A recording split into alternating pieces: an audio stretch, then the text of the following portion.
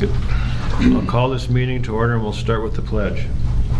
I pledge allegiance to the flag of the United States of America and to the republic for which it stands, one nation, under God, indivisible, with liberty and justice for all. Okay. First item of business is the approval of the minutes from the regular board meeting August 7th. I will entertain a motion. I'll make a motion to approve the meeting minutes from August 7th, 2023.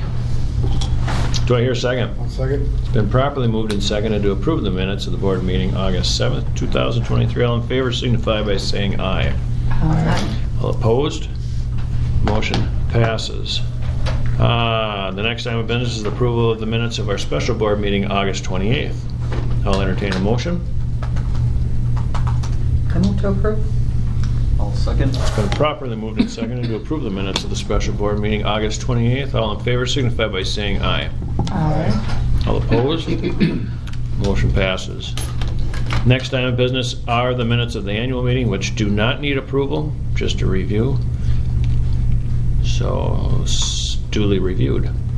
We'll move on to the next item of business, then is the general fund vouchers. 80621 through 80694 and wire transfers 2024 0040 through 2024 0089. I'll entertain a motion. Go ahead, Matt. I move to approve the monthly transactions, general fund vouchers 80621 to 80694, and the wire transfers 2024 0040 to 40089.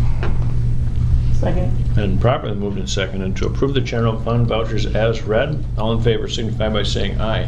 Aye. All opposed. The next item of business is the monthly review of, no, it's not. That's just there for information. There's no action needed on the monthly review of expense. They're just there for your information. So it's the public comment. Anybody have anything they'd like to share with us today? All right, seeing none, then we'll move on to our next item of business, which is our spotlight on education. And today we'll review the first year implementation of the elementary recharge room in 2022-2023. All right, so before my time as principal, there was a lot of research and thought put into a room in our building where kids can attend to work on some skills of regulation. It's not a place of disciplinary action or a kid who's maybe escalated. It's coming when you're calm. We were very thankful that the board approved to have that staffed and funded, and we have our two paraprofessionals here who worked in it all last year, and they wanted to share a little bit about the progress and great things that were happening in that room. So Tanya O'Connor and Jody Barney. So again, it is a room that's designated in our school building that is paras in there. And we both think that it's a huge asset for our kids to learn self-regulation along with learning the zones of regulation and then using these tools and strategies in their classroom or their daily lives. After having a hand in building the recharge room from the ground up and still building it, we can see a huge difference in the kids that have come on a daily basis.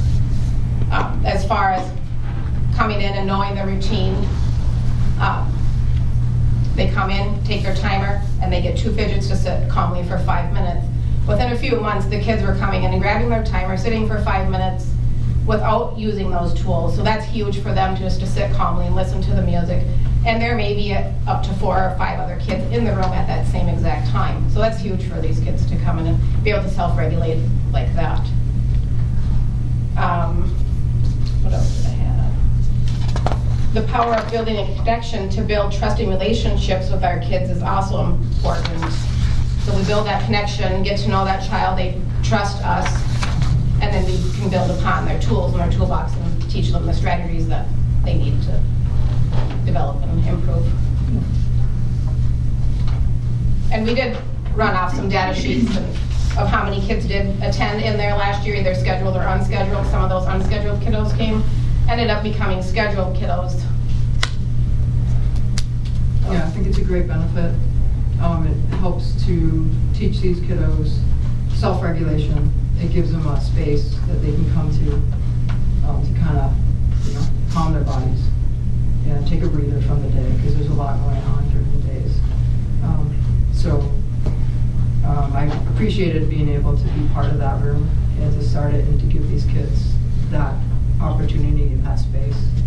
I think it's much needed, and I don't think that we are seeing full benefits at this time. I think as we move down, we will see it in the next year or 2 or 3. So, yeah, I appreciate it. Yeah, I agree. But thank you very much for allowing us to implement it and get it going. So, Kim and Dad, did you come up with, I was just curious. Nothing. So you mentioned scheduled and unscheduled visits. What's the definition of both of those? That is generally going to be up to the classroom teacher as to whether or not it is a scheduled time. And what they are doing is they're observing the child in the setting and deciding when that time frame would be best benefit for them to go down to the recharge room. If they know, like, say they're going to music class and that child doesn't necessarily like music class, and they get, anxious prior to that, possibly prior to going to music, they'll set up a recharge break and kind of settle them, and then be able to go to that special. So it's when they see a need in that child, they try to be preventative. And then unscheduled children can ask to go to the Right. recharge room, so those are the unscheduled. And then after some patterns, you see, this kiddo is asked 3 times this week, maybe we should get this kiddo on the schedule to just have a time to go down there. The other people involved, obviously Mr. Peterson, worked at the beginning pieces of this. Mary Schieffer, who does a lot of some behavioral things in our building. Patty Jacobchek, school psych. Jamie Donath, our counselor. Mrs. Schieffer did send a little blurb. She could not be here this evening. She just wanted you to know that it's just a gift to the students. It was rolled out based on research. They also visited other schools that had a room similar to this. Once they've been trained, they just trust that this research is the foundational principles of this room, where they're experiencing safety, quiet, calm to kind of combat any sort of external stressors that they might have. There's that one-on-one talk and reflection time, just really build some self-awareness. A couple just little snippets just this week that I've had. I was reading a story with some second graders this week, and the little character in the story was having a rough time. And one of the little girls puts her hand up. She said, if they had a recharge room, this would be a good time for them. And so they're just like knowing it's just a good place to be. And then today I popped in, I walked a kiddo down, and it's the first I kind of was in there when kids were kind of entering, and he grabbed a couple of the things he needed and brought a timer over, and obviously I was supposed to be doing something, and he said, when I'm ready, you need to turn that over. I'm like, okay, you've got this. All right, you're teaching me what to do. So it's just a really great place. Like, I would like a break. Can I get on the schedule? Because it's just a really nice time for kids to just reflect, calm, and be ready. It's the recharge to go back out into kind of all this external stimuli that can get them, a little bit agitated. So. Do we have any before and after measurements for it, or? I say the only way we could test it is shutting it down, and then I think my office will be very busy.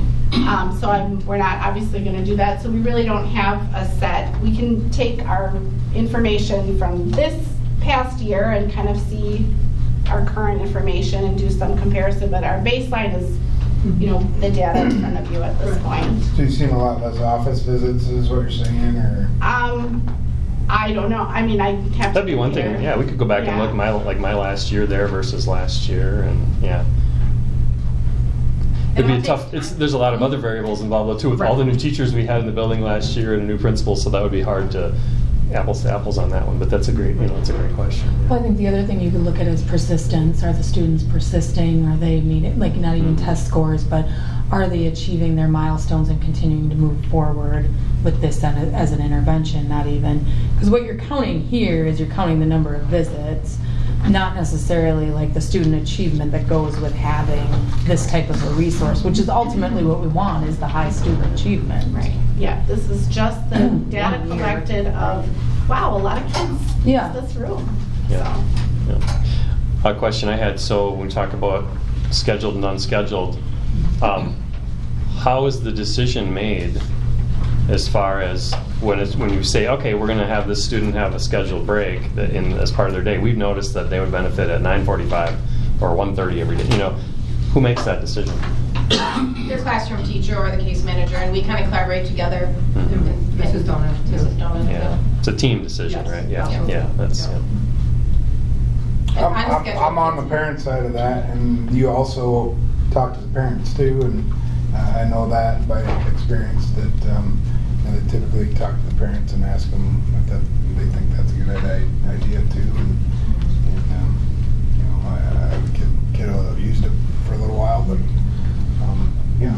So they do get a little bit of counseling as well as to what would maybe cause their angst, or I think they is kind that? of counsel between teacher and Mrs. Donut a little bit. I think a little bit. yeah. Yeah, I wouldn't, my position is not to counsel. Right. Mine is to Right, teach. right. That would be Mrs. Donut. Right. But It's to if teach they- them tools and strategies so they stay self-regulated. Yeah. Yeah, so they can correct themselves. Yeah. Yeah. Correct. Yeah, So so instead before, of tipping a chair over, do some breathing or Yeah. get out my toolbox and find so something. before they exit the room, there's a desk there and one of our facilitators is there and then the kiddo comes over and they just kind of reflect, just Yeah. kind of that touch base time, so. That's good. Have you had any kids come in there that were a little warmed up? Yes. Yes. And that helps to soothe them down and give them a different atmosphere to kind of, It does, but they are. If they're approached properly. Right, but they should come in regulated is what we want, not in, in up here. Flight mode, yeah. right? But we have had that happen, and, Jody and I are very familiar with most all of these kiddos, so we're able to work with them. Yep. It doesn't follow the same pattern as the others at that moment because they're elevated at that Right. time. But yeah, it does by the time, generally most times. So unregulated issues are still happening in the classroom. It's I not would say taking yes. I them mean, out of the classroom. This year, at the very beginning of it. When It'll be student- interesting to see this 2-3 years down the road. Right, exactly. When you can Yeah. track Yes. some of the specific people, if they're Yes. going west by the time they reach Yes. 3rd, 4th, 5th grade. Is there a seasonal bit to it? Is Right. homecoming week hard? I mean, there's so many weather things, school activity wise, Absolutely. that you should be able to get Yeah. tracking. And Looks like October is the highest, probably when we have a lot of candy. Just that one day, actually, it'd be November. It'd just be interesting to track all that. Yeah, thought process. And I We're think trying to be too, preventative. I'm not even so sure, like, if we want the numbers to go, go down, like, the goal isn't necessarily to put ourselves out of business, it's to continue Right. that To teach support them. of the kids and teach Right. them. So I'm hoping the numbers actually go up because we realize this is really great for everybody. Yeah. So we'll. It goes yeah. along with our zone of regulation, like, Yes, it matches. build up your toolbox. And I'd say if I could give you some feedback, I mean, it'd be to try and find ways to measure certain things with this. And I use it as a tool to measure too. Find a way to measure, whether good or bad, and it does, it'd be great to know if the measurements are showing us that it's working really well, or, whatever it might be, or it may even show us that, hey, we should maybe direct some kind of curriculum towards this issue or whatever it may be. I don't know.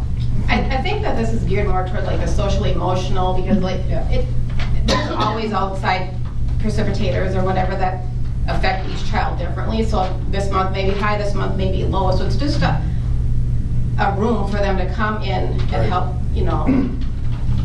I don't know if you can really measure, like, I guess I'm not following what.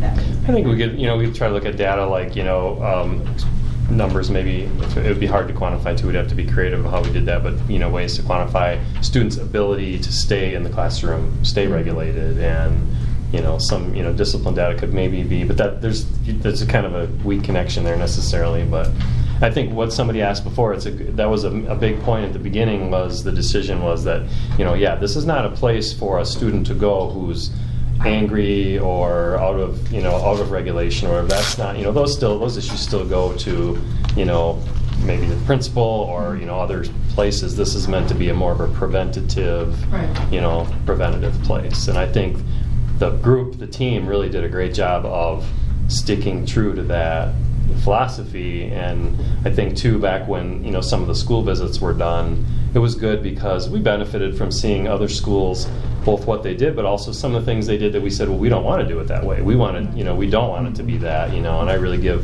Mrs. Jacobchek and Mrs. Schiefer a lot of credit for that too. And then you guys did an awesome job of implementing that. So but definitely it's the preventative idea.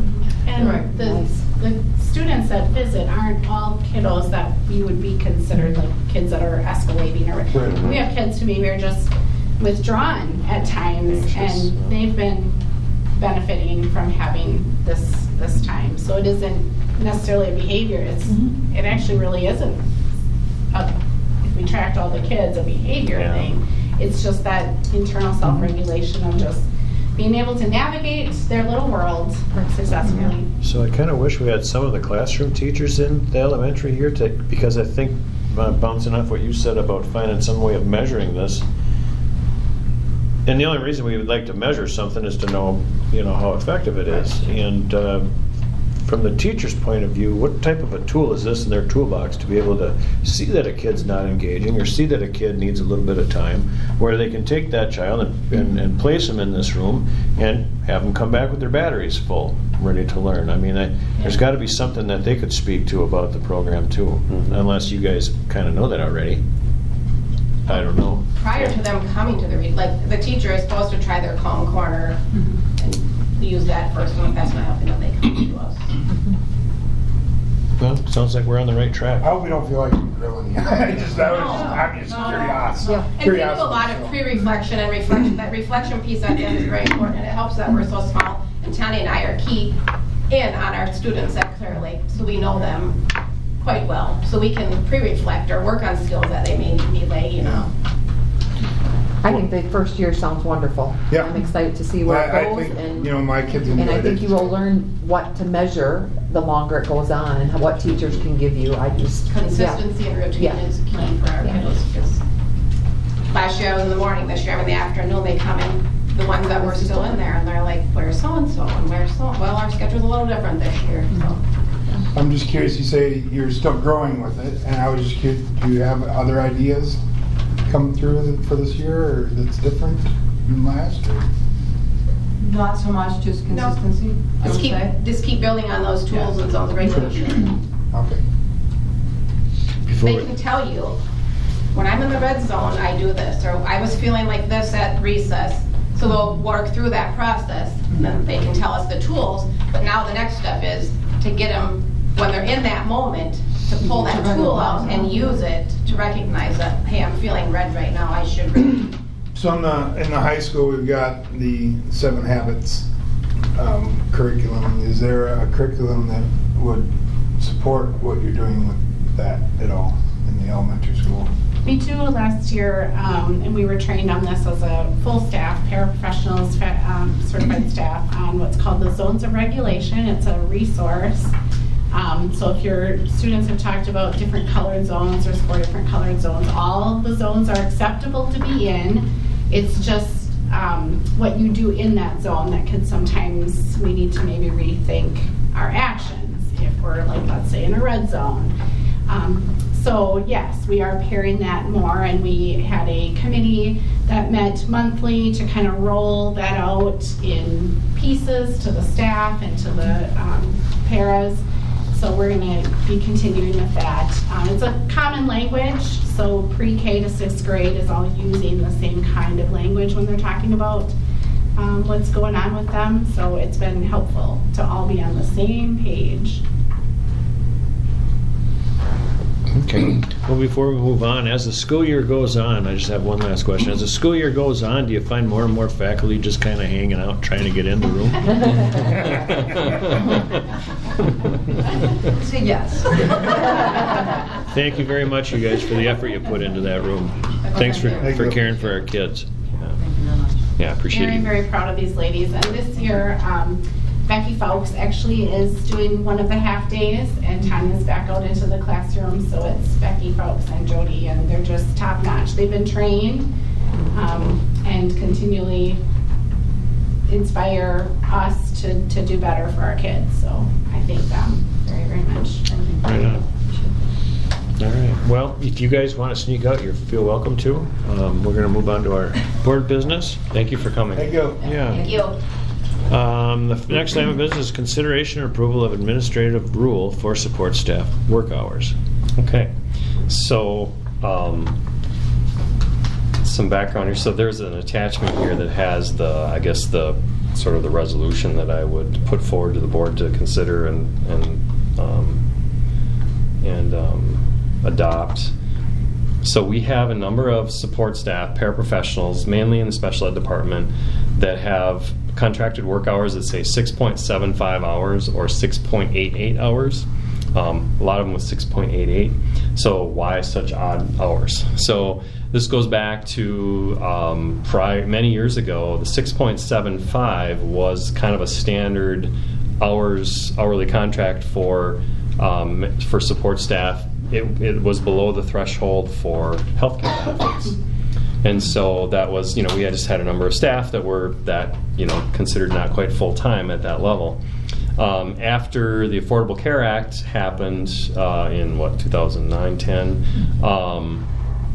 the 6.75 hour staff qualified for healthcare benefits. So that number kind of was, kind of meaningless as far as that regard. And then a couple of years later, in 2014, we added a few minutes to our school day with students in school. And so because, the support staff needed to be there a few minutes longer, so, they and this was when Mr. Ayer was still here, so we figured out how many more minutes. So it went from 6.75 to 6.88. So it's this odd number, So we've been talking about it for some time, I guess for the last year or so, and about the idea of just adjusting that to be 7.0. Because it has no impact on benefits or healthcare, but it's just, be a little bit that extra 0.12 hours per day, and it would just be much smooth, just much easier to have a round number and kind of make more sense. And so question, yeah. Chris. So the Affordable Care Act, what change did that make? Does that mean that they worked 6 hours? We're now paying for their health insurance? Yeah, that was, what year was that, 2009, 2010? I think it was 2010. 2010. So yeah, that meant that those people qualified for health care back 13 years ago. So if they worked 5 hours, would they qualify for? What is the threshold? 30 hours a week, right? Yeah. Okay. So, yeah. So 6 hours a day, basically. Yeah, 30 hours a week. So would we be inclined, or at least maybe talk about reducing them down to 6 hours and just hiring more people? I think I would not recommend that because we've had a difficulty hiring people as it is. I'm just doing due diligence. Yep, no, I appreciate the And then question. you have Gotta to go keep down that below population 6, not because like- 6 would still hit the 30 mark. Right. Yeah, it'd So have to that's be good. 5.75. Yeah, that's good. Yep, good point. So, yeah, I'd say we would have a very difficult time finding staff. We have a difficult time as it is, like most industries right now. So, yeah. So the financial impact would be, so there's a second document there. The financial impact would just, would be about a little over $6,000 when you figure the extra hours. It amounts to less than $400 a year per employee. It also would adjust that some of them that get the in lieu of payment, it would bump that up just a little bit more. And we also have a couple of the employees whose contract says 6.75. However, we have, as part of their regular schedule, we've already had them working more than that, So if we ever needed to minimize, we could say, well, your contract says this, but we've always scheduled them for actually more than that. So, and that may continue to happen, as it is, but we would just like to move everyone to 7.0 hours per day. We're in that category. So the resolution is specific about that. It only applies to those employees who either are currently 6.75 or 6.88. And then that change would become permanent going forward. So in future contracts, they would just say 7.0. So I guess that's what I'd put forward for your consideration. I'll entertain a motion. I move to approve for support staff that work 6.75 or 6.88 hours to move to 7 hours on their contract. Second. It's been properly moved and seconded to amend the administrative rule as stated. All in favor signify by saying aye. Aye. All opposed? Motion passes. The next item of business is to approve the update concussion management plan. Okay, so it had been a number of years, almost 10 years, since our initial concussion management plan was adopted back in 2014, and that was after that became a requirement by the WIA. We saw schools everywhere doing that. And so that was something Mr. Sargent and Mrs. Blanchard worked with Clear Lake Physical Therapy and Rehab Specialists as part of our contract with them to basically go through our current plan, or our old plan that we had, and just update it to current best practices. And Steph Fall, I want to call her, I don't know what her new, I can't remember her new married name, but anyway, Steph, that's kind of her, she works still, doesn't work directly with physical therapy rehab specialists, but still is connected with them. And so she worked with Mr. Sargent, Mrs. Blanchard on that and updating the document. So again, if you look at the document itself, it's obviously very detailed, and it's, there weren't big changes. It was just, again, tweaking it, cleaning up language, getting things to best practice from where it had been from 10 years ago. So we just wanted to bring it forward to the board to, well, number one, raise awareness that it's there, and then also because it is an updated, changed document, just to seek approval for it. Does anybody want some time to mull this over, to read through it, or do we trust our professionals and approve it? If I could just say that what kind of prompted this going into the new school year, there's a huge shortage for athletic trainers and just athletic trainer services in our conference. Out of the number of schools in our conference, 22, only 3 of them right now have an actual trainer that they can have on for all their events. So that was a little worrisome as athletic director and as a coach. Wanted to make sure our policy was up to date and we weren't missing anything, because we were going to have to rely more heavily to educate our coaches and make sure that everybody was on the same page, especially with the concussion phase. So when we had that meeting with Emily and Kyle Larson and Stephanie Fall, Stephanie kind of took that on, and she works on a number of those plans, and she looked everything over and made comments, and then kind of had a draft, and now to the point where we think we have all the I's and T's crossed and have everything real solid and covered. So it was a little scary going in, not knowing if we were going to have a trainer. We were fortunate to get Mel to be able to cover our home football events from middle school through high school, which was really a huge piece. But obviously concussion can happen in any sport. So we wanted to make sure that the coaches were up on the policy, knew what the signs and symptoms were, and then protocol for return to action if something did happen. So I think we feel pretty confident that we have a really good plan right now. Well, I like it. I'll entertain a motion. I move to approve the updated concussion management plan. Second. Thanks, Sarge, for going through all this and making sure our I's are dotted and our T's are crossed. It's been properly moved and seconded then to approve the concussion management plan. All in favor signify by saying aye. Aye. All opposed? Motion passes. The next item of business then is the report on technology safety and security. Okay. So I asked Bo Osmanrud, our IT director, thank you, to come in and just give a overview of the different security features that we have in place. content filters, but not only that, as to ensure safety for students, for staff, and so on, but also the protections that we have in place and some of the efforts that we do to keep our network and our infrastructure safe from cyber attacks and things like that. So he's just going to give just an overview of some of the tools that we use, and then Mr. Melberg will also share some data that on student use. So Mr. Osmond, turn it over to you. So our big one, of course, is our web filter. We rely most heavily on that to do a lot of our heavy lifting. We have an on-site filter and a cloud filter, so that when the student devices go home, or if they're connected to the internet anyway, it's still filtered just like it is at school. Our on-site filter filters anything that comes and connects to the district wireless, whether that's at the elementary or here or at the football field. We have a base filter for that, so any guests or anything like that, or students that connect with their phone, they're still getting filtered just like it was a school device. We also do, as kind of a secondary thing when it comes to protection of the staff and our base network security, is we've done, and this is the second time this last year, we do what they call a penetration test, where we hire a company to basically poke and prod at the school to see if they can find anything, any weak links, and then they send us a report. We're able to try and fix what they find. Then they poke it just to make sure, give us it all green, and then a few years later, we do it again, make sure everything's up to date. Those have gone really well.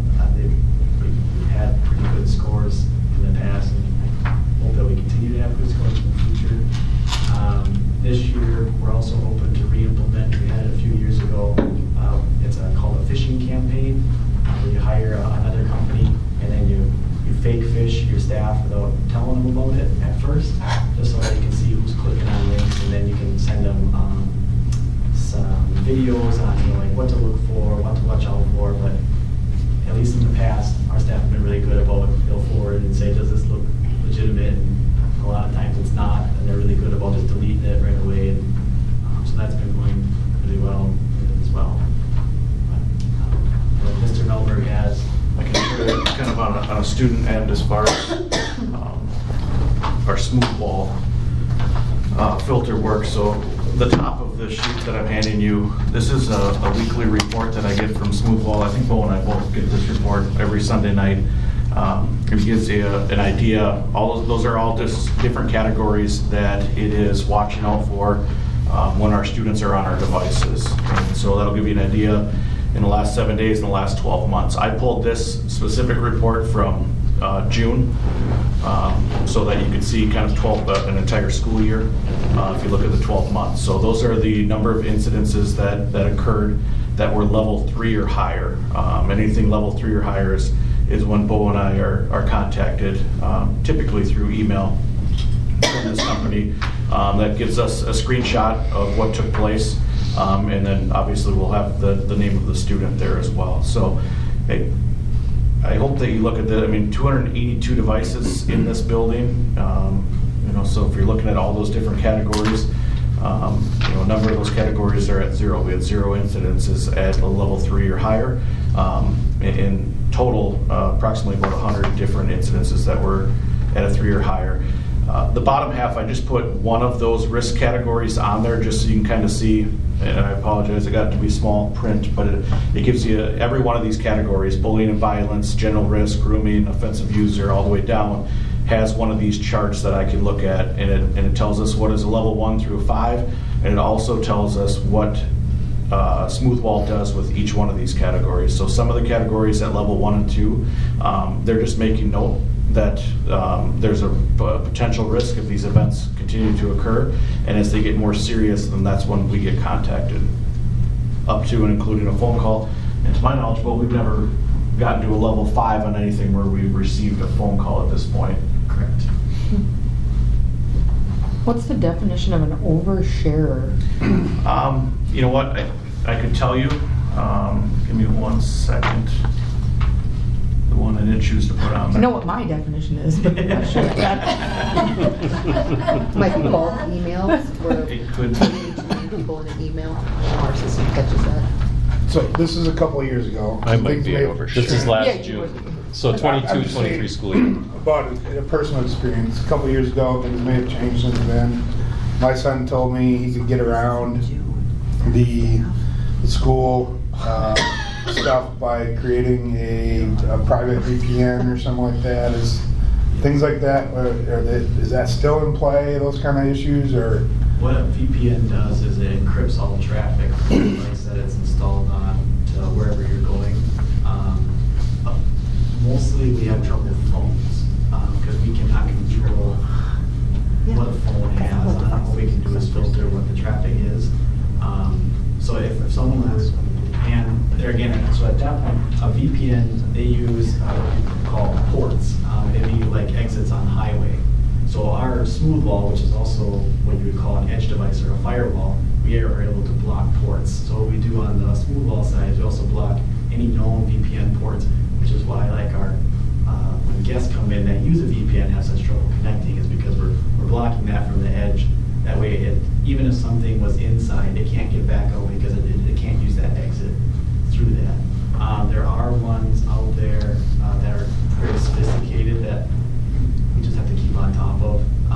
Typically though, and we're very thankful for students and staff, they watch out for that. So, because most of the people that are able to do it, they like to tell others that they can do it. And then that makes it very much in our favor to figure Right. out what they're doing. There's always a constant game, I think, in any school between the students and the IT guy. Right. They find a way around Sure. blocks, and they find a way, but that's just an ongoing game. Cat and mouse, yeah. Christy, a person who shares their own or others' personal information that would make them contactable online or offline or otherwise result in serious personal data Oh, breach. gotcha, okay.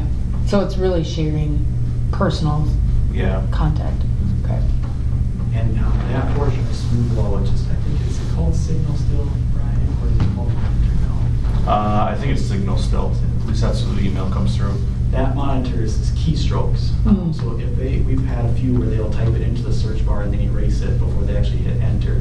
So the search never goes through, but the smooth wall is able to, it verifies that they typed it in, takes a screenshot of that and then sends it to us without them ever, one, knowing that it's watching that, and two, they think that, well, I didn't search it, they can't find out. So that's one really nice thing. And it actually picks up on students will purposely misspell things to try and get around the smooth wall. And it catches it. Way more All thought kinds than of I would put into interesting language anything. that I see come across. So, hey, it's not perfect, but I think It's like we're getting errors on the side of caution. yes. Yeah. I So mean, if I do something on my cell phone through the network, are you getting my information too, or? All we do when you connect your device to our network is we're filtering any web traffic that's coming from your phone. But this smooth wall stuff wouldn't give you my information on my phone either, or does that? Correct. We can't, it only goes one way. So whatever you send, we're intercepting that, but we're not going back the other way. If that makes sense. Kids have better luck on their phones turning the Wi-Fi off in this building than they do with it on. Because once the Wi-Fi is off, and then it's their own data. They use their own It's not our data. network. That's how kids get around the filter. They're using their Right. own data from their own phone. So are most of the violations on here, are they happening at the high school level, the middle school, elementary, variety? These I believe, well, correct me if I'm wrong, these are just 712, correct? Okay. And so between. It's just on the bottom, it says elementary, middle, high, so I So didn't know. Teresa does get a, Oh. or as a separate report. Yeah, we have them split. Okay. I would say, just in my years at the elementary, it was far less common. I would get a couple a year where Bo would alert me and say, this student searched this term or searched this, and then, it was, a conversation with them, conversation with their parents typically, and then it was, and I would say, and make sure you tell all your friends, and the kids learn real fast, everything you do on your school device is tracked, and they learn that real fast, so. It was split pretty evenly between the Okay. two buildings, considering that we have more high school kids than Yeah. junior high kids. Do you have the ability to change the levels of risk at all?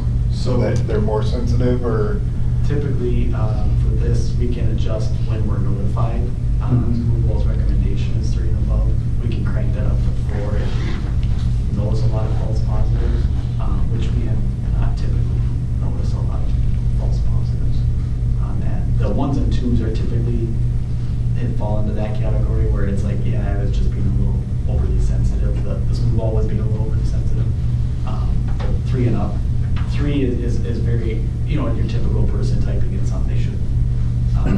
4 and 5 or more so is when there's something really going on. And we have very, very few of 4s. So I'd assume we're having conversations with kids when they hit the level 3 and. Yeah, I mean, I would say 99% of these, if it triggers something to email me, that, I mean, some of it still is relatively harmless, but there's a conversation every time. And if it's not, then there's a phone call home as well. Sometimes when they're just typing in inappropriate stuff, that phone call home includes the kid telling the parent what they had searched for, which usually takes care of it pretty quick. It's also really valuable too for self-harm talk. If someone is anything related to self-harm, then it's an immediate way to engage with the student and the parent to address that. Bo got me up at 5 a.m. Thanksgiving morning a couple years ago, and we made a phone call home to check on the safety of the kid. So systems in place to help. Did a good job.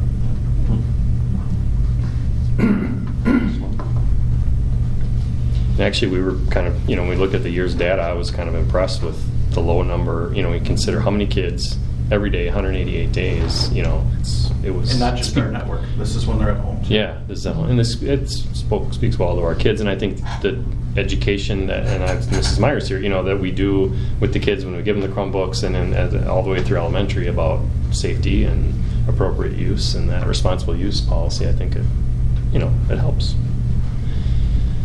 Yeah. Okay. Any other questions for Bo? No, thank you, Bo. We should probably give Bo a badge that he can wear. Yeah. Well, and we were chatting about this informally before the meeting, but Bo had a great day today, a terrible day and then a great day, because we had our internet down, and it was down for a few hours, and Bo was working very, very hard on it. That was the not great part, but then he was able to problem solve and get it. It was a difficult problem to solve, and he got it figured out. So then that was good. So there were no issues to this morning? Nobody could get on? There was no issues? Yeah, there were no smooth ball issues this morning. So you were a big part of getting all the new video screens up and everything too, and Part of it, yes. Yeah. There was a few of them. Thanks for spending the summer doing that. Yeah. Appreciate that. It was good. People a lot of got used work. to see model lamps in their rooms when we were testing the screens. Well, thanks again, Bo. Thank you. Yeah, thanks for coming in, Bo. All right, then, let's see. Next item of business is the approval of the 23-24 District Emergency Procedure Manual. Okay. So this is an annual, review and agenda item to approve, and it's not, the document itself is not something that we share publicly. We share it with staff only. We give it out as paper copies only. So it's not like it's ultra secure, but it's also, we make a point not to just to share it, So I think the significant thing to just talk about is it's been a couple of years since we brought the safety committee together, because the whole thing was updated in, I think it was 2017, 16 or 17, and we've made little tweaks to it, but it was the first time we kind of got the whole committee together. So we've got staff members from both buildings to just, look through it again. So there's the big procedure manual, which is, has many, many pages to it, and there's also the staff quick reference. So there's an office staff quick reference, and then there's a non-office staff quick reference. This is the most important document.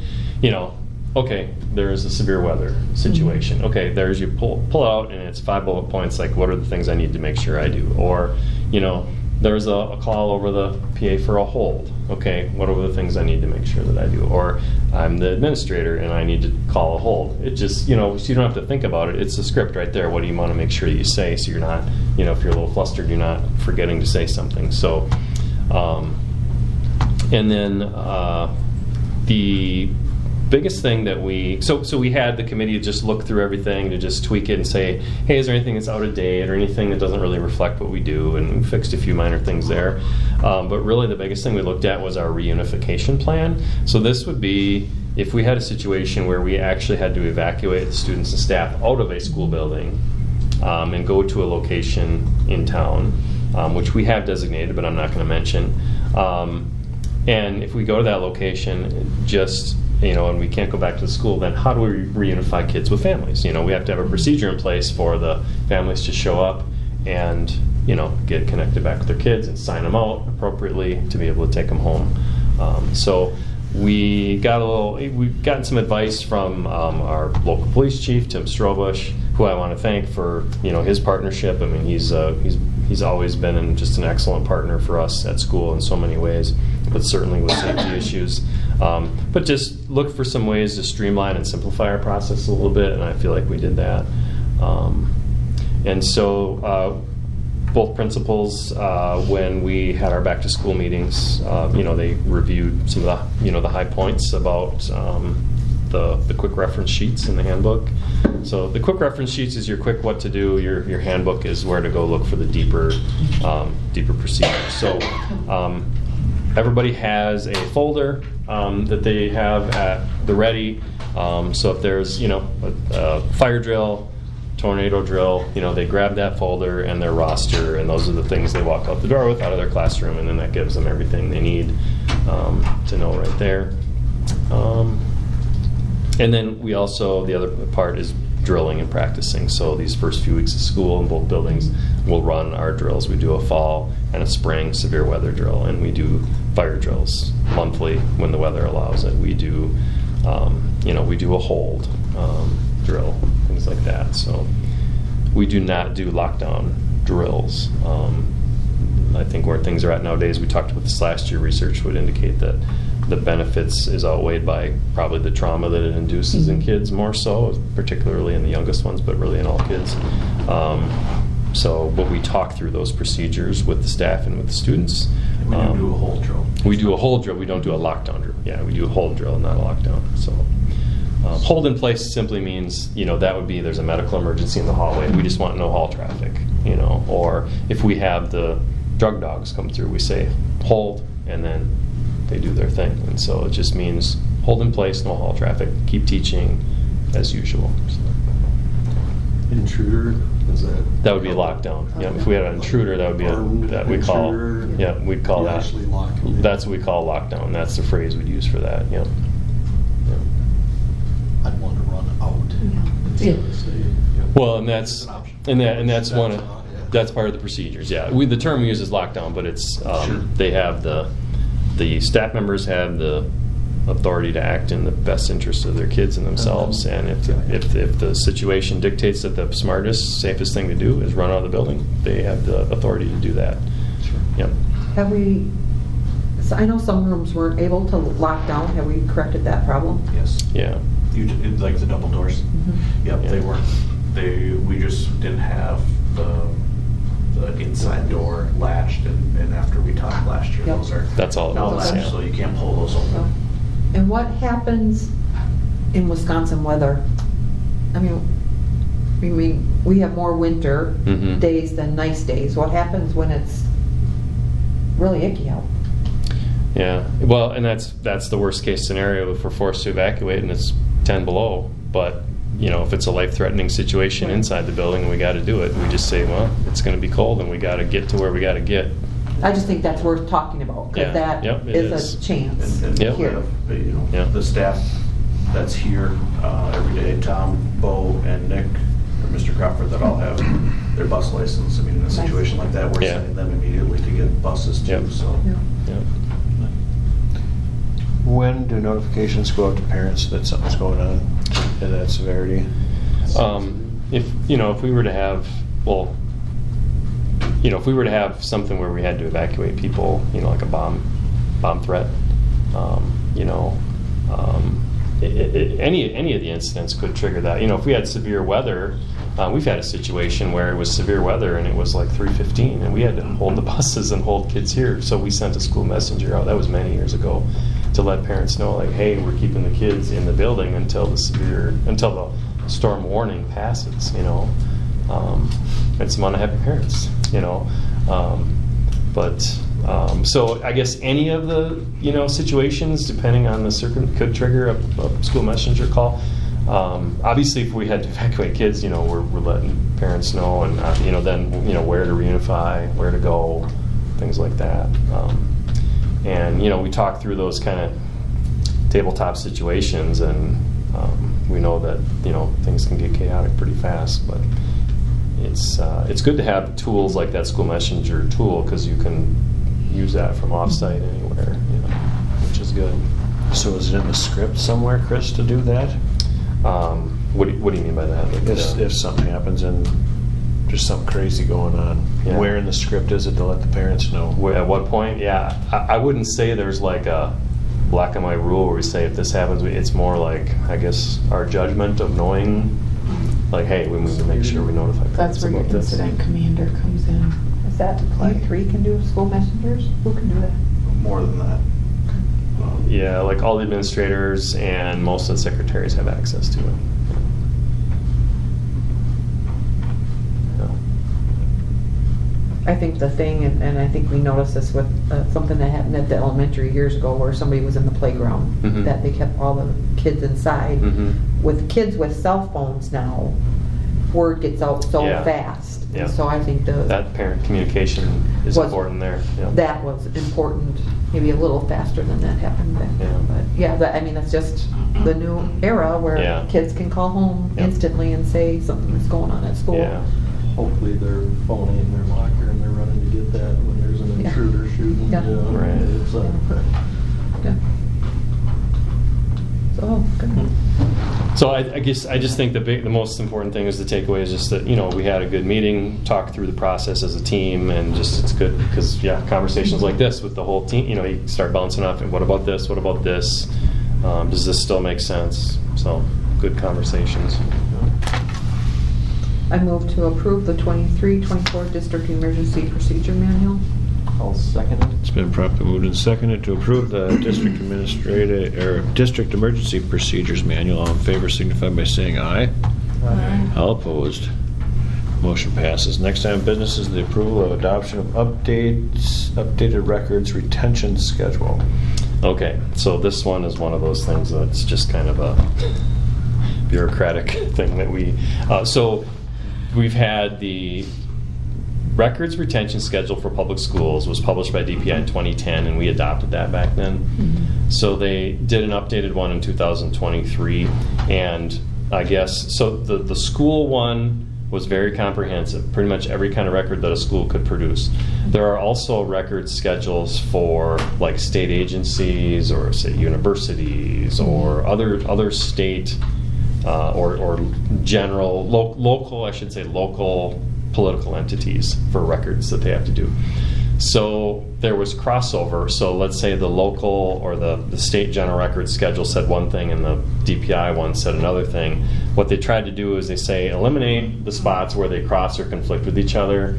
So they kind of reduced down the DPI one, and then basically they said every school then should adopt the state general records and local general records schedules to cover the areas that the DPI or that the public school one specifically doesn't cover anymore.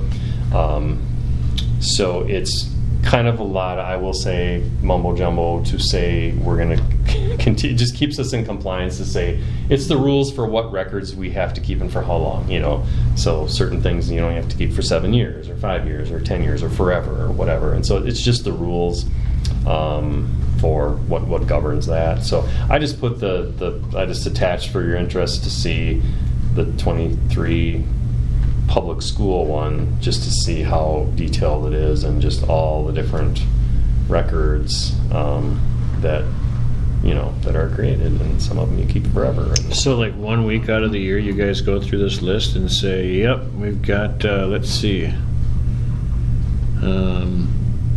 school district boundary acknowledgement. Well, this doesn't have to be here for, throw 3 years ago away. Okay. Most of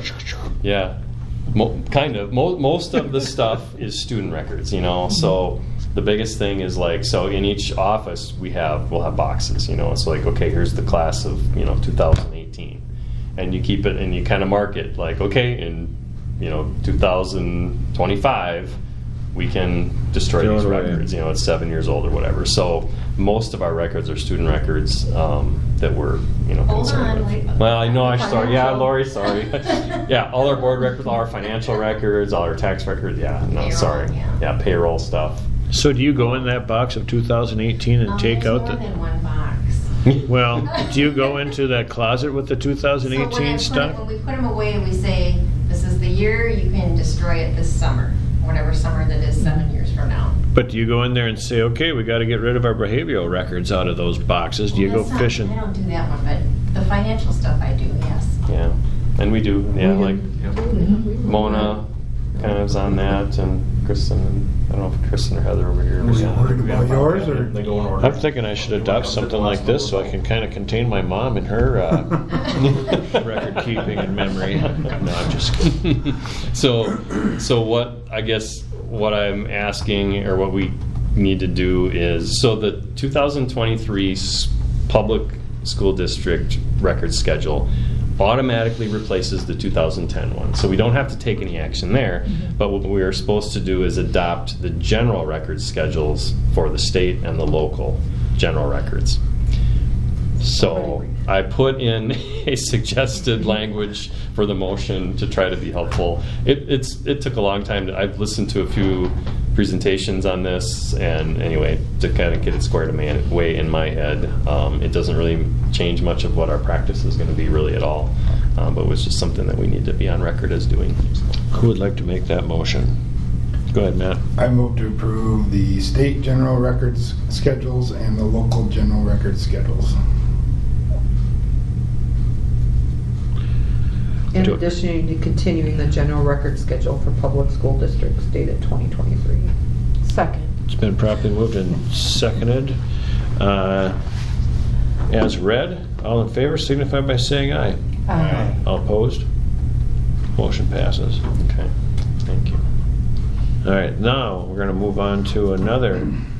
Now we've got the report on the use of the ESSER funds. Yeah. Let's have some meat and So, potatoes. This is something, this is something that has, we've talked about sharing, more details on what we've been doing over the years, and I shared kind of a higher overview at the annual meeting with our public, and then here's a little bit more details. So if you click into that document, this document was started back in 21-22 school year. April of 22 is when it was last approved by the board. But this gives a summary of the ESSER funds, which are federal funds that were Elementary Secondary School Emergency Relief Fund, which were created to help address the needs created by the pandemic.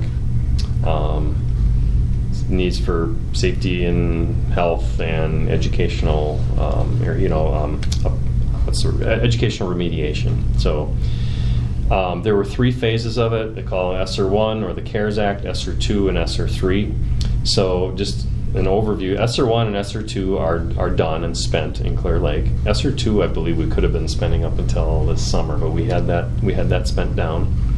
As you can see, so if you look at the first page, ESSER 1 was $80,000. That didn't go very far. ESSER 2 was $335,000. ESSER 3 was $753,000, which is a very significant amount. So we've had a time to spend this over the years. So if you scroll down to that second page,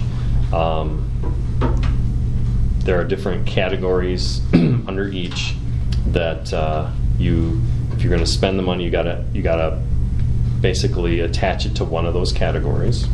And I can get into more of what the categories mean or what we did. And Lori worked hard to kind of develop a little handout report that shows more detail on that, if you'd like to look at it. So again, ESSER 1, ESSER 2, those allocations were spent in the 2020-2021 and the 2021-2022 school years. And then ESSER 3 funds. Some of it was spent in 21-22. A good chunk of it was spent last year, 22-23. A big part of that was the whiteboards, the 150,000 plus. And then, so that leaves us with $346,000 still to spend next year. That needs to be allocated by June 30th and actually physically spent, actually gone by September 30th. So that's one of the things that we'll keep doing this year. So what we've tried to do is prioritize, and of course, it's interesting transition for me kind of coming into the middle of it, and trying to learn and get up to speed on these funds and what we can do with them, what we can't, and then come up with, what are the best ways to make the maximum impact with this for kids. That's a smart use of the money. So we've identified that we want to use it's one-time money. It's not sustainable. So you've heard me say this before. So we want to try to use it to buy things that are a one-time purchase that can benefit for the long term. So curriculums, textbooks. Although nowadays, it's such a hybrid between textbook and digital curriculum. It's not one or the other. But textbooks and curriculum is one big thing. Certainly technology is another one. Technology for students, technology for staff, for teaching and learning. Professional development for staff, because that's a one-time investment that carries forward then through their career. And then also, we've other miscellaneous things that we can use, equipment and stuff that helps us going forward. And then also, if we need to, we've also used it for some personnel costs too. So I do have this handout here.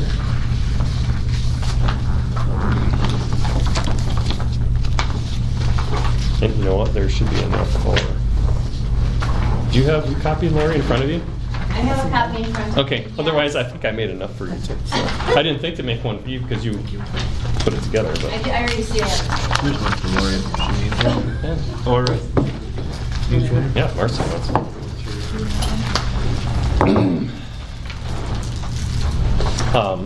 So this just breaks down. The first page there is that initial CARES Act ESSER 1. So a lot of it was spent on the curriculum for online, virtual, and custodial supplies. That didn't. It should say 2020, 2021. Oh, that's the wrong date. Yeah. Yep. Yeah, 2020, 2021 is what it should say at the top there. And then ESSER 2. So, what are those categories and what do they actually mean? Because I always have to ask Laura, okay, what if we do this, what category does that fall under? So preparedness and response versus addressing long-term closure. Anything, pretty much curriculum related is addressing the long-term closure.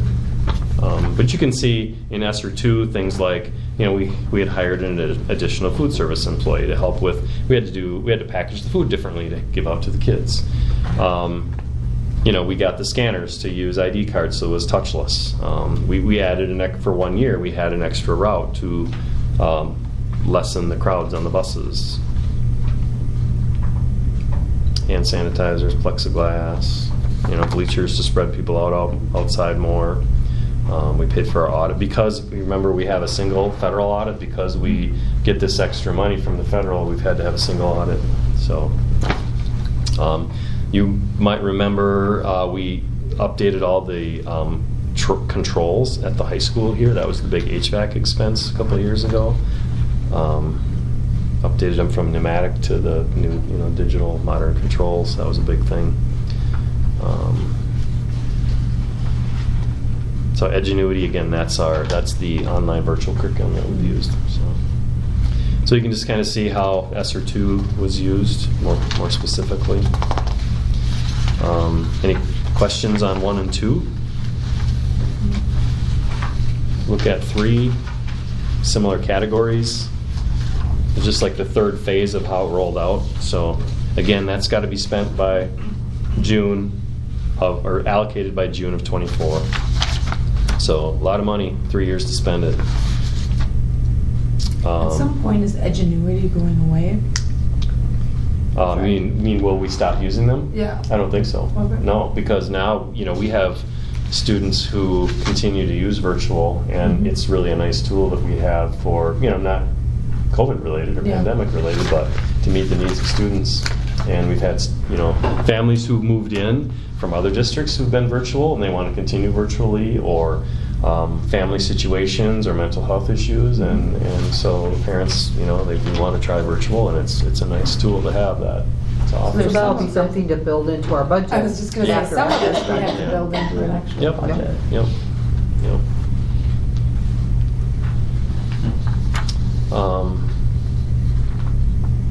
So will that eventually get rid of snow days? We would just switch gears into, Well, last year, the last 3 weather days, we did virtual days. Yeah.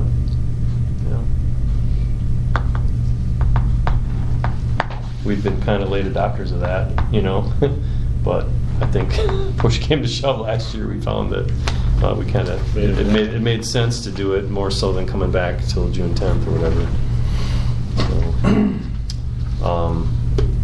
But some of the professional development stuff too, like the CISA 11 consulting. We pumped quite a bit of resources into that.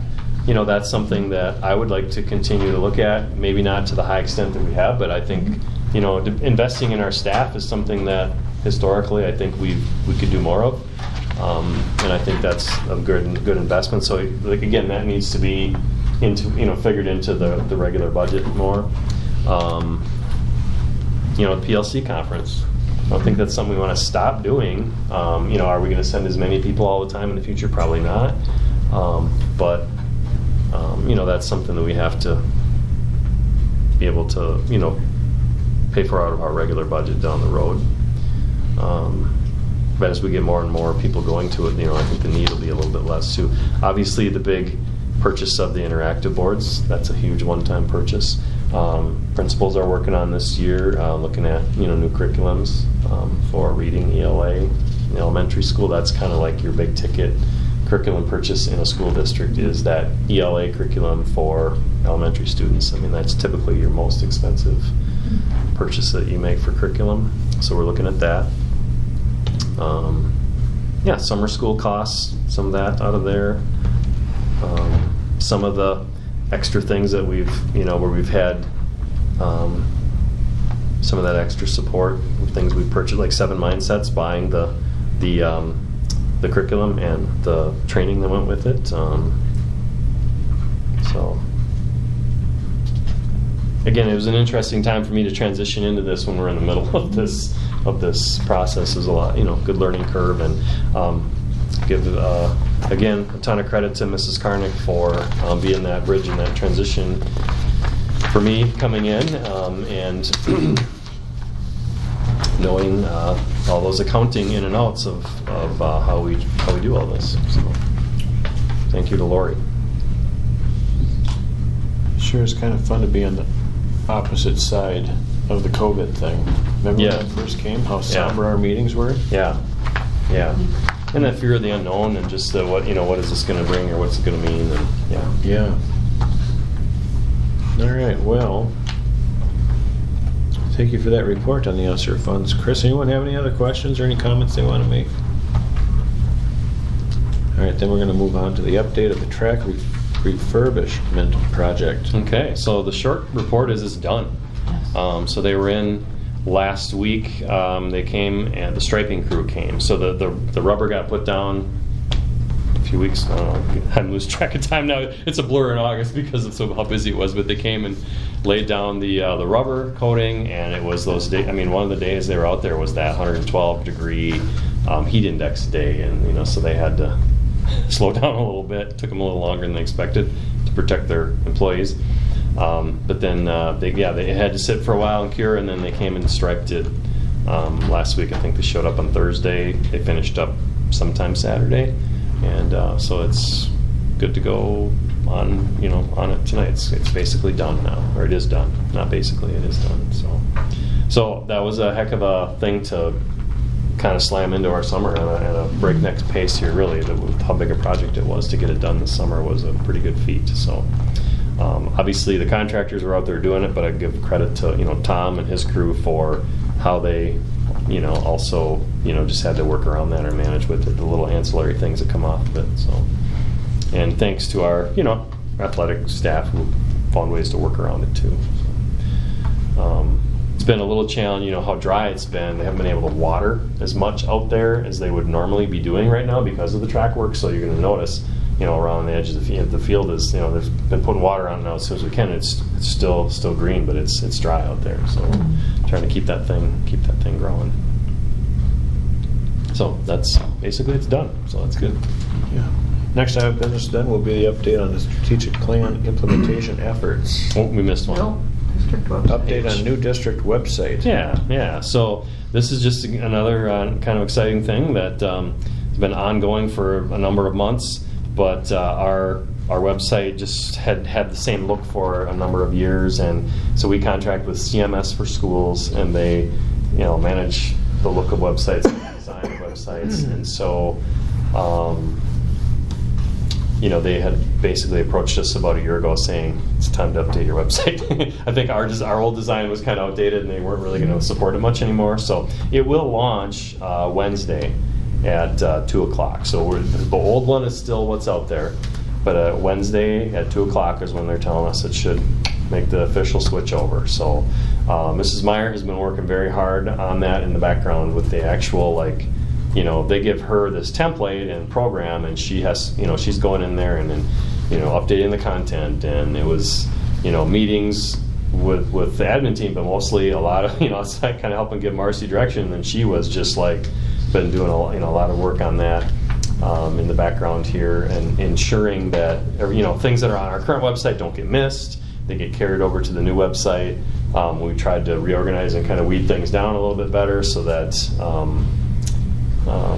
make it cleaner and easier to read and make it better.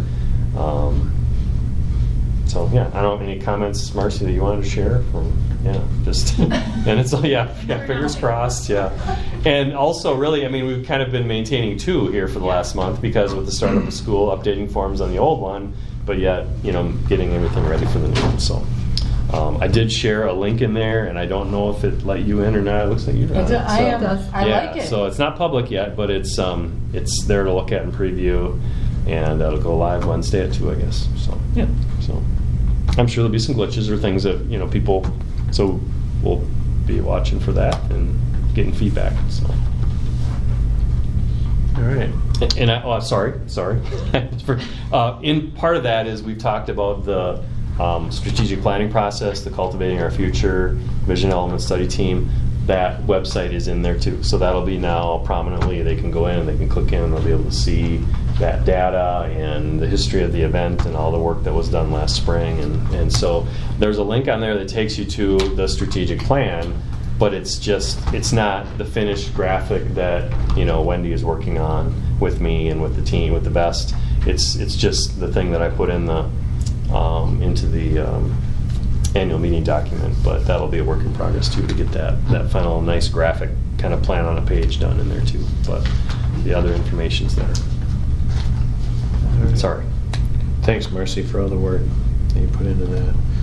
Next item of business then is the update on strategic plan implementation efforts. Yeah, so just kind of building off of that. So we've been working on taking that plan and creating, so-called plan on a page that shows the pillars, the mission, the vision, the core values in a nice, graphically pleasing, marketable format. So there's work being done on that in the background. The admin team had our first meeting with Brad Saron, who's going to work with us again this year, as you've approved, to support the implementation of this and taking it into action. So we met with him for 4 hours one afternoon. That was a intense meeting with a lot of good stuff, and I think it was nice for the admin team to kind of get a deeper taste of or dive into what that plan really means, and then so that'll be ongoing. We'll keep sharing that with the board as we go, those efforts and what that means. And then we invited the VEST members to come in and present the slideshow to the staff on the first in-service day, and so Randy Dean and Billy Joe Wood were able to do that, and so we had the entire staff and they presented that slideshow that you all saw. It just as their first taste, just kind of the introduction and the background. And we had many staff members who were at the event, but many who aren't necessarily so much in the loop with that, and just to talk to them about, what does this mean to have a strategic plan? Why would we do this? What's it going to mean for us going forward? So just an introduction to the whole concept of having that strategic plan. So yeah, that's where those things sit. Okay. Then we'll move on then to our discussion and consideration of the future board retreat for professional development. So last year in late September, that last week, we had a board retreat for professional development. So again, this is not a meeting where any official business is conducted, but it's more like, board to talk about, board growth, board development. So I was targeting that last week in September again. And among other things, one of the ideas I had was to actually have Mr. Sarin, he would zoom in and give a board update on some of the work that was done with the admin team. So he's available on Wednesday the 27th, which I know is a Wednesday, which isn't ideal for everybody. He wasn't available on that Monday. He has a board meeting. So I was throwing it out there to see. A couple of you said you could do it, but I was curious, if that would work for people. The time could be variable. I know last year the board we met kind of early, and then we had supper. We brought in some Jimmy John's, things like we could do something like that, or we could still shoot for 5:30 or 6. I don't think our meeting would probably be as long as the one last year. Last year was, we were here for two and a half hours. It probably wouldn't need to be that long. Another idea that I'd like to throw out there is another facility tour. So last year we did the bus garage in the fall, and I was thinking it might be nice to tour the elementary school. We always meet here, but tour the elementary. We've all been in there, but maybe take a little more behind the scenes, get into the places you don't go to, go into the kitchen, get into some of the, get into some of the HVAC area, and just kind of show people would that be something that would be something we'd like to do too? Would we want to have the meeting here, but then just like travel over there, or Is there a place there we could meet? I was just going to say, if we could meet there, Could it would meet just there. be easier. we'd have to. I think it would be. work Could over that be there? bedroom or whatever without? We could just do it right in the.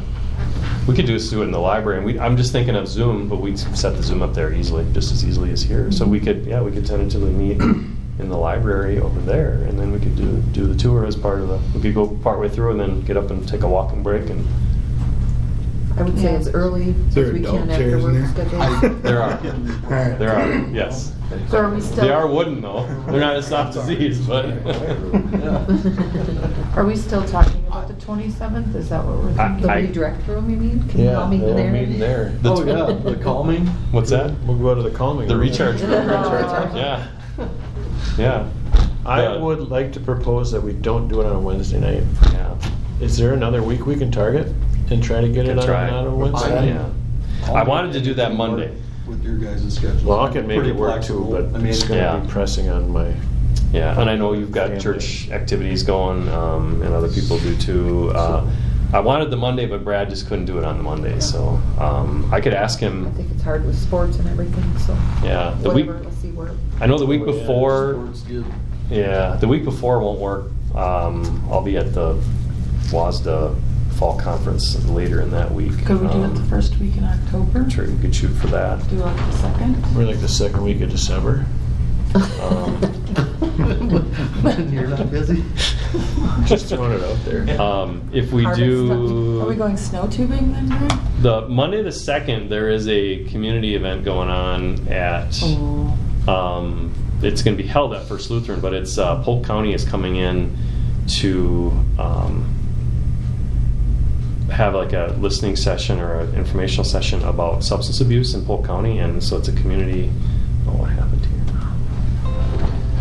Oh, this isn't going to want to work right now. So Monday the 2nd might be a conflict but I don't know if this group would still be fine meeting on the 2nd. I will make whatever work for. And I can too, but I just. Yeah, no, I get you guys got a fairly little busier schedule. There's no school that day? There's no school that day. Already? It's an in-service day, yeah.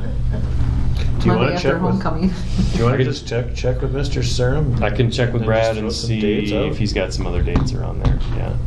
Yeah. I know the Wednesdays. It's always a safe bet with sports. There's no sports on Wednesdays, but I know that there's other family activities that are Just trying to think that week of the 2nd. I cannot do the 4th, I'm at a work conference. Okay.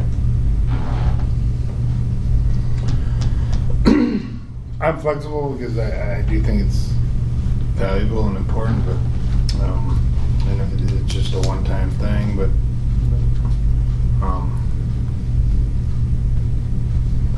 yeah, it may be difficult for my wife to get 5 kids to church, but, it's doable, so. Remember, this is being recorded. Yeah, we're still open here. The Tuesday and Thursday that week too, there's home volleyball games, which, I mean, a couple of us have kids in that, so we Yeah. probably want to be at that. So, but I can see about the 2nd. The 9th we have a regular meeting. I'll ask him and see what his dates are, and then I can send out electronic communication to everybody, and we can at least choose the least worst date. It's Yeah. usually what it comes down to. That's kind of like those VEST meetings too. It was like throw out a few dates and pick the least bad one, you know. I'm always okay with making our Monday meeting really long too. Mhm. Since we're here already, I mean, I'm Mhm. okay with that too. Mhm.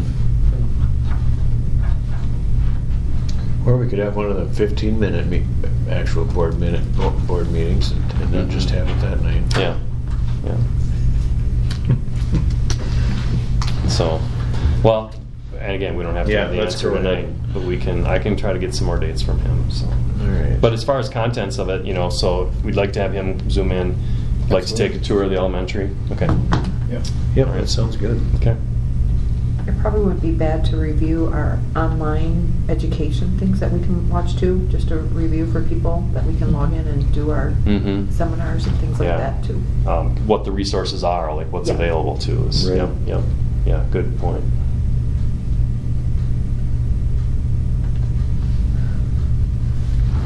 Okay.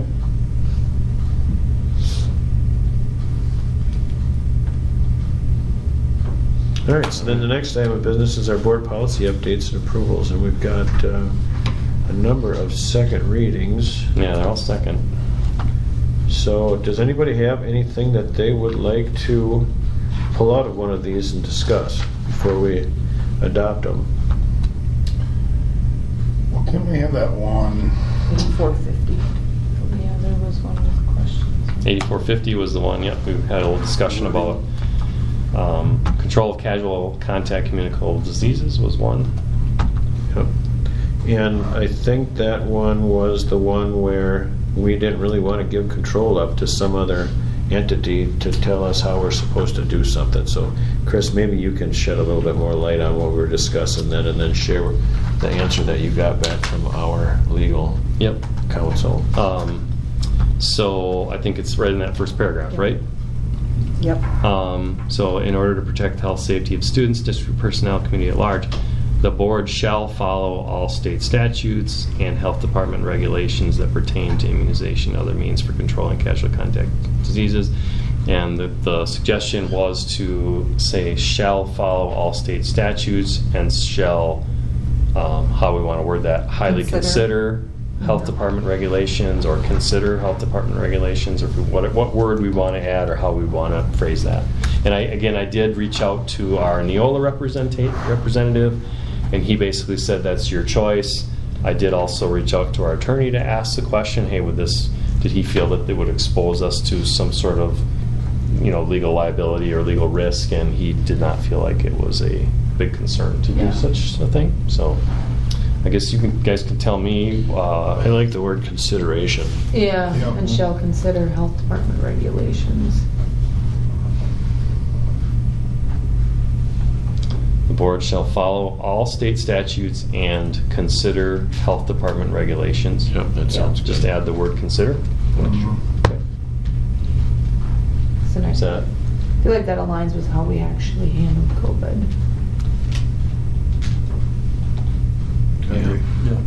All right, so then how about the others? Does anybody have any other points they'd like to raise about any of the other ones? Seeing none, then I will entertain a motion.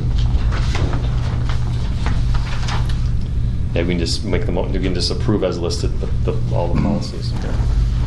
I'll make a motion to approve the second readings of listed policies. Second? It's been properly moved and seconded to approve I lost my page, sorry. Board policy updates and approvals. The board numbers 5200, 5340, 5410, 5451.01,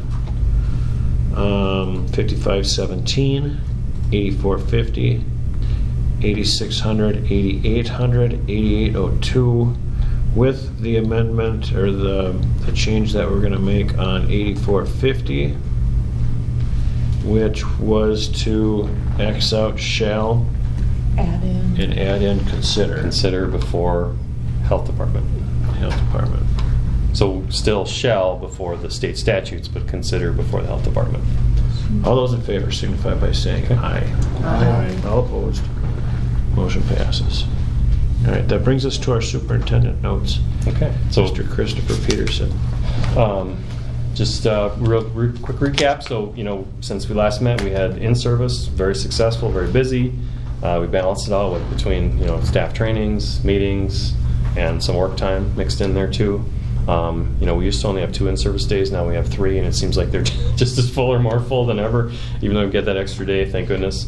We talked about the people coming in to present strategic plan to staff. Camp Junior High and open houses at the Camp Junior High in this building, open house at the elementary. Again, very well attended, very successful. Really helps. It's just to see the transition for 7th graders coming here for the elementary students' first day. It's just makes it such a easier transition and a better first day of school. So we had a really successful first week of school last week. I think it was a 4-day week and went really well. High school had class meetings. They're already talking about homecoming, and that's the final week of September. The homecoming dance is on the 30th. Homecoming parade on Friday the 29th. Marching band has had a few performances at the State Fair and Sunday at Glenwood City. They got their last parade next Saturday at the Amory Fall Fest. Cross country, football, volleyball are all rolling along. Still in the early parts of their seasons. I said the track is all done. We've had some challenges with the air conditioning at the elementary school, and Tom's been working hard on that, and we're going to have some issues. We'll look at that in the future. And then keeping the football field watered, like we talked about that with the dryness this year and the drought. Talked about we had the internet outage today. That was something I added to my notes. We've discussed that already. And yeah, as far as what's coming up in the next few weeks, just in the business office, some financial reports, some student count reports, some summer school reports that are due, and the District Administrators Association Fall Conference is next week on Thursday and Friday. I plan to attend that. Also, there's a flyer here, and you may have all gotten this in the mail probably, but the WASB Fall Regional Meetings are coming up October 4th. There's one in Menominee, October 19th. There's one in Rice Lake, and then there's also an online one November 1st. So you can see your flyers that you got in the mail for that. Got an in-service day on October 2nd already. And then another thing, if I could ask you to all put on or think about on your calendar, every year we need to have a special meeting in late October for our final budget approval and to set the levy, because there are very specific statutory timelines that have to be met to get the levy passed so that we can get it then submitted and then send those reports out to the local municipalities. So I would like to propose that we have it on that 4th Monday, the 23rd of October. And that might be able to combine with a retreat? Possibly. I was hoping we could do a retreat sooner than that, but that's a good way we could do it too. We could approach it that way. I'm fine with that Monday. So that Monday the 23rd is just the 4th Monday instead of the second, so just like adding that extra. And it kind of has to happen sort of in that window, I guess, right there. So if one person can't make it or two, we need a majority of the full board to pass the budget. So if we only had a quorum of 3 people, it would have to be a 3-0 vote because we need to have a majority of the full board that votes to approve it. So Generally, it's not a lengthy meeting. 5:30 again? 5:30, I think, would be good to have On our the normal time. 23rd. 23rd of October. Got it.